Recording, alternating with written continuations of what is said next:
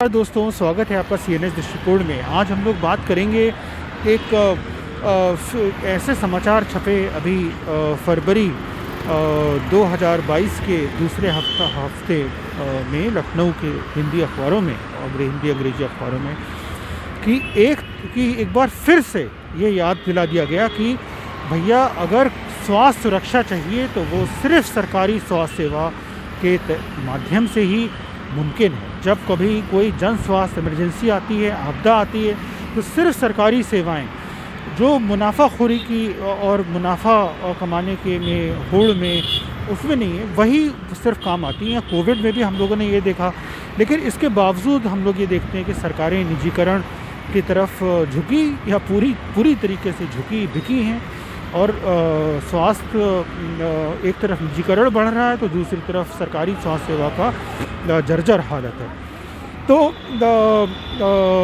तो वो समाचार क्या थे?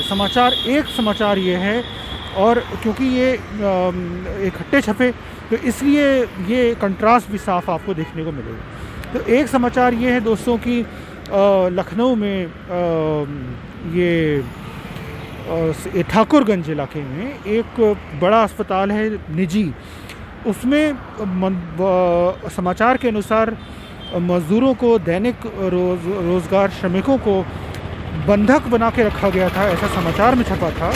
और उनको अनावश्यक तरह से उनको भर्ती दिखाया जा रहा था कि ये अस्पताल में भर्ती मरीज हैं, जबकि वो श्रमिक हैं।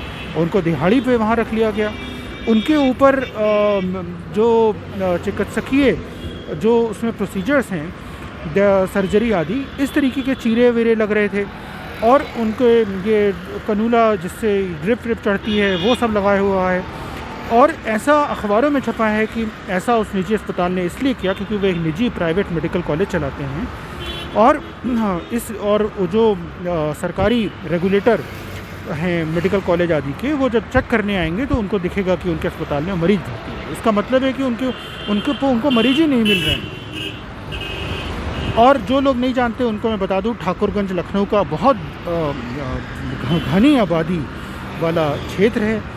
दूसरा समाचार उसी दिन छपा हुआ है कि लखनऊ के जो तमाम बड़े सरकारी अस्पताल हैं, जैसे कि किंग जॉर्जेस मेडिकल यूनिवर्सिटी का Gandhi memorial and associated hospitals, Sanjay Gandhi post graduate institute of medical sciences SGPGIMS आदि, तो जो लखनऊ के अस्पताल हैं, सिविल अस्पताल, बलरामपुर अस्पताल, RML अस्पताल आदि, वहाँ पर कितनी लाइन है। कई विभागों में जहाँ पे जीवन रक्षक चिकित्सकीय सेवा मिलनी चाहिए, जैसे कि हृदय रोग आदि, वहाँ महीने या उससे भी ज़्यादा की वेटिंग लिस्ट है, ऐसा समाचार में छपा है। तो अब आप बताइए, सरकारी अस्पताल में इतनी भीड़ है कि वहाँ महीनों की लाइन लगी है या हफ्तों महीनों की लाइन है, और आप किसी भी सरकारी अस्पताल में किसी भी समय चले जाइए और आपको वहाँ भीड़ ना दिखाई दे, तो आप बहुत ताज्जुब की बात होगी। मैं लखनऊ की बात कर रहा हूँ।